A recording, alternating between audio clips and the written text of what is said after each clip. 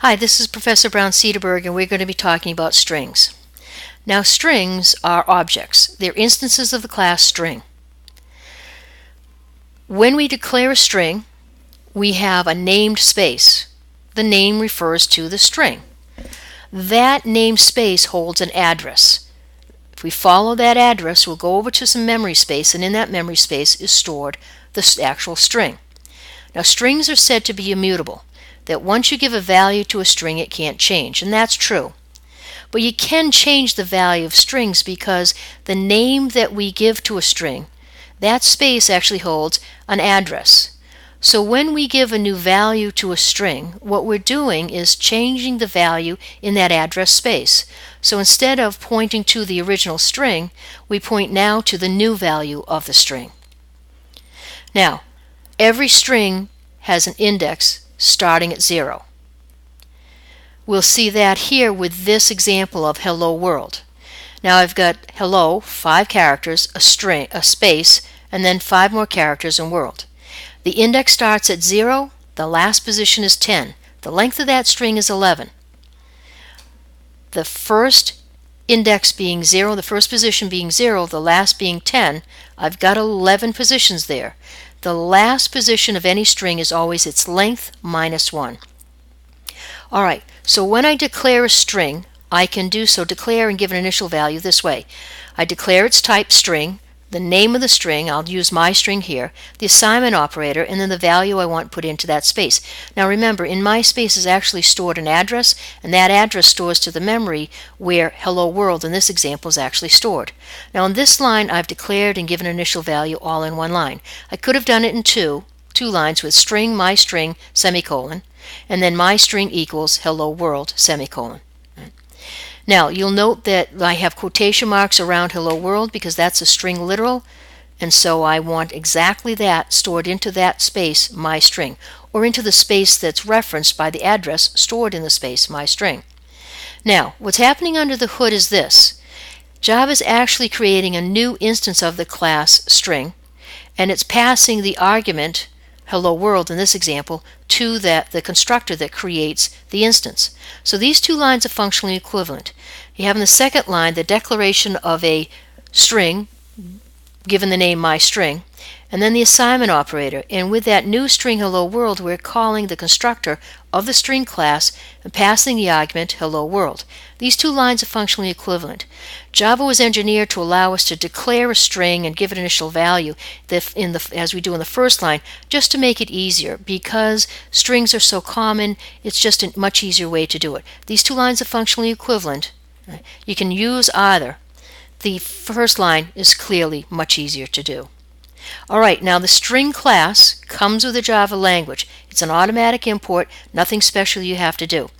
It has an awful lot of methods. Most of them are non-static. Non-static methods, remember, have to be called by an instance of the class in which they reside. Right? And then for us, that can be an instance of the class that's been declared or an actual string. So if I were to call one of these non-static methods with an instance of the class string that I named my string, and let's say the method is just named method, I'd do it this way with my string.method. And then I'd have those open and close parentheses, and if my method needs arguments passed to it, I'll pass those arguments within the parentheses, and then I have the semicolon. I can also call one of these non-static methods in the string class with an actual string, a quota string, as I do here with hello world in quotation marks, dot, then whatever the method name is, and then again the parentheses with whatever necessary arguments, and then the semicolon. Now, first method we're going to look at is length. It's called with my string, whatever the name of the string is, or an actual string, dot length. It returns back an int, the number of characters in the string that called it. So my string.length would return back the number of characters in my string. Remember, the last position of any string is the length minus 1. Then we've got the method equals. Now, strings are not primitives, so you can't use the double equal sign. You have to use this method equals. So I would call it with my string dot equals, and then I'd pass another string. And it would return back to me true or false, telling me if the calling string, my string, and then the past string, another string, were equal.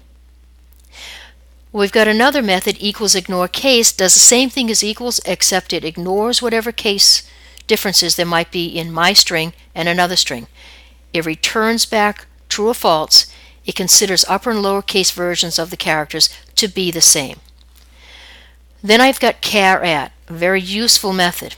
We call it with an instance of the class string or an actual string, dot char at, and you'll see that note that A is uppercase, and then an int. I pass in an int, and we'll have that int be n in this case. So it'll return back the character in the calling string, in this example my string, at position n, whatever that position might be. Now you have to be careful when you use char at that you give it a valid position. So you can't give it a position that's outside 0 and the number that is the position of the last character, which we know is length minus 1. So then we've got to lowercase. Now what to lowercase does, and we call it with an instance of the class or specific string, we call it with to lowercase, and that's an uppercase L and an uppercase C, right? And it will return back a lowercase version. This is to lowercase. It will return back a to lowercase version of the string that called it. It doesn't change the string that called it. It just passes back a lowercase version of it. Then we've got to uppercase, does pretty much the same thing. We call it with my string in this example, or a specific string, dot to uppercase, and it returns back an all uppercase version of the calling string, but it doesn't change that original string, that string that called it. So then I have replace. Replace is called this way. I have an instance of the class or an actual string, dot replace, and then I pass in 2 characters, and it will replace within the string that calls it all the occurrences of the old character with the new character. It just returns that back. It doesn't actually change the original string. So then I've got this trim, and it is called with my string, in this example, an instance of the class, or you can call it with a specific string, dot trim.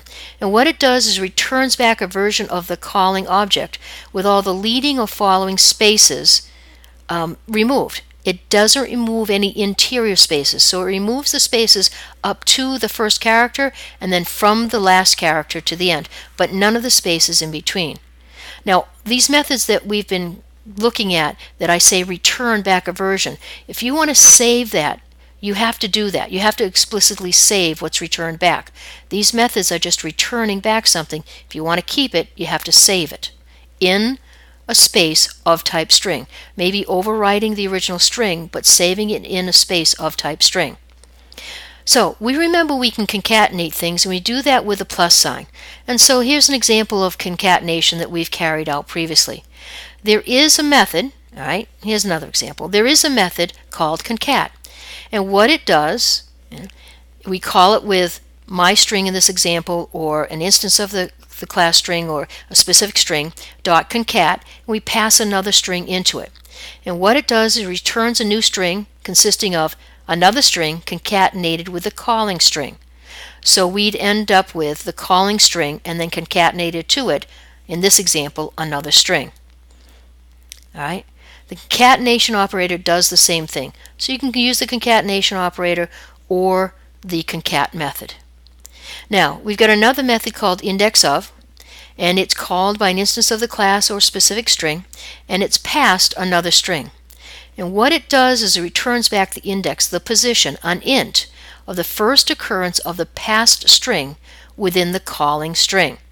Right? So it returns back -1 if the passed string is not in the calling string. We then have the method last index of, and it too is called by an instance of the class or a specific string, and we pass it another string, and it returns back the index of the last occurrence of the passed string within the calling string. And again, it returns back -1 if the passed string is not in the calling string. Now, another method is substring. We call it with an instance of the class or specific string, dot substring, and we pass it an int.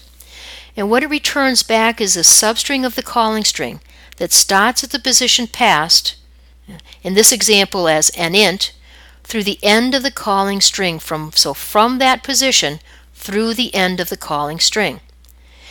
Substring is overloaded in that we have another version of it.